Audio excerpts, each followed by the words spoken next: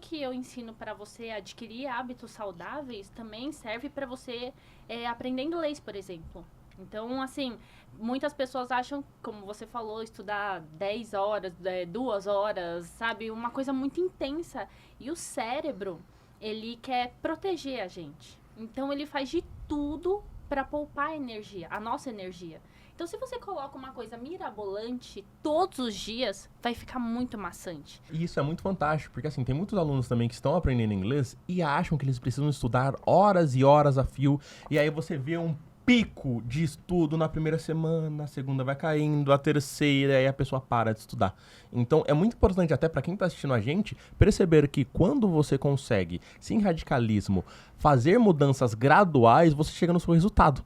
Por isso que, nossa, esse episódio vai ser muito importante para quem realmente quer fazer essa transição para uma vida mais tranquila e cumprindo os objetivos, colocando o quê? Metas mensuráveis e atingíveis. Eu acho que é até nessa linha também que você trabalha. Não, tudo que eu ensino para você adquirir hábitos saudáveis também serve para você aprender inglês, por exemplo. Então, assim, muitas pessoas acham, como você falou, estudar 10 horas, 2 horas, sabe? Uma coisa muito intensa. E o cérebro, ele quer proteger a gente. Então, ele faz de tudo para poupar a energia, a nossa energia. Então, se você coloca uma coisa mirabolante todos os dias, vai ficar muito maçante. No meu pessoal, eu acredito que o meu maior inimigo é o celular. Porque a leitura eu deixei pra noite, que eu não tenho tempo de dia. Então eu não conseguia. Eu ia deitar na cama, eu sempre deixava o celular fora, mas eu não conseguia. Então eu ia lá, eu pegava o celular. Então eu acho que muitas das coisas que eu deixei de fazer, inclusive a academia, é também pelo trabalho, porque também está relacionado ao celular, entendeu? Então eu sempre falo assim, eu tô no celular, mas eu tô trabalhando. Mas nem sempre eu tô trabalhando. É isso que eu ia te perguntar. Tem certeza que você tá Mas nem todo sempre eu esse tô tempo trabalhando? Ó, tem uma coisa que eu acredito sobre procrastinação, na verdade eu acredito porque eu também ouvi dizer, mas eu não tenho nem a fonte. Então, você que disse isso, por favor, né, não vou conseguir te dar os créditos.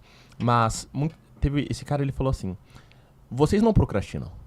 Aí eu, como assim a gente não procrastina? Porque só procrastina quem tem uma programação do que vai fazer. Então, se eu sei o que eu tenho que fazer, eu programo. Hoje, por exemplo, eu programo toda a minha rotina. Então, hoje, de manhã, antes de vir pra cá, eu já tava organizando o que eu ia fazer, o que eu vou fazer, aliás, na semana que vem. Então, se você não tem um planejamento, você não procrastina, porque se você não estabeleceu o que você tinha que fazer, tá tudo certo, você só tá perdendo seu tempo. Isso eu falo muito para você ser uma pessoa produtiva, até com seus hábitos. O que eu falo?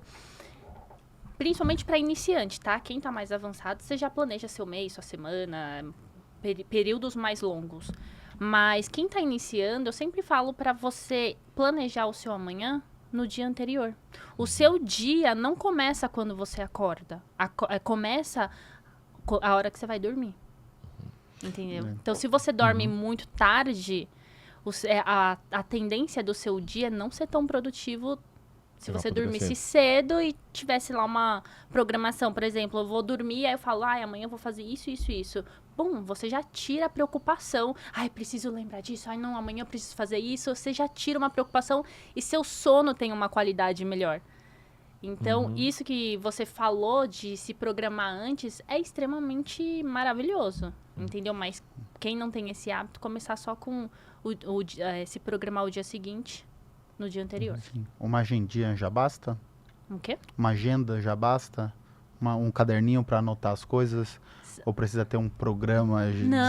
Não, simples. Pega um bloco de notas aí e coloca lá. Post-it, né? E sabe o que eu faço? Uma estratégia, assim, eu coloco manhã, tarde e noite. No período da manhã, eu coloco as tarefas mais difíceis. Eu nem coloco tanta, tá? Eu não vou colocar 10 tarefas. As pessoas acabam falando, não, pra eu ser produtiva, eu preciso fazer um monte de coisa. Não, você não precisa fazer um monte de coisa. O que é importante você fazer? Se você fizesse amanhã, você ia ficar muito feliz. Falar, caramba, eu fui muito produtivo, consegui eliminar aquela tarefa. Coloca aquela tarefa pra amanhã. Se ela demanda muito da sua energia, você não vai colocar várias coisas de manhã. Coloca só ela. E aí, à tarde, eu coloco algumas tarefas e à noite eu também coloco algumas. Já vai diminuindo porque eu quero me preparar para dormir. Certo. Outra coisa, Quando você começou a ser assim? Ou você sempre foi assim? Procrastinava muito? Demais, demais, demais. Patinei várias vezes. Durante muito tempo eu fiquei em efeito sanfona. Começava as coisas, academia, dieta, e não sustentava. Então foram vários anos na prática, entre erros e acertos, que eu que nasceu o meu método. Nossa, isso é bom porque a gente gosta de ver pessoas que trilharam aquele caminho, né? Porque às vezes, a Natália sempre foi assim, aí você fica meio, não, então quando a pessoa passa por isso, já tentei mudar, não consegui.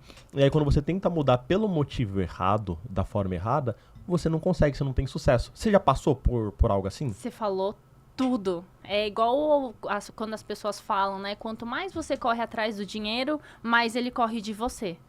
Com o corpo, é a mesma coisa. Eu focava muito, quero ter o abdômen sarado, quero secar, quero ficar definida.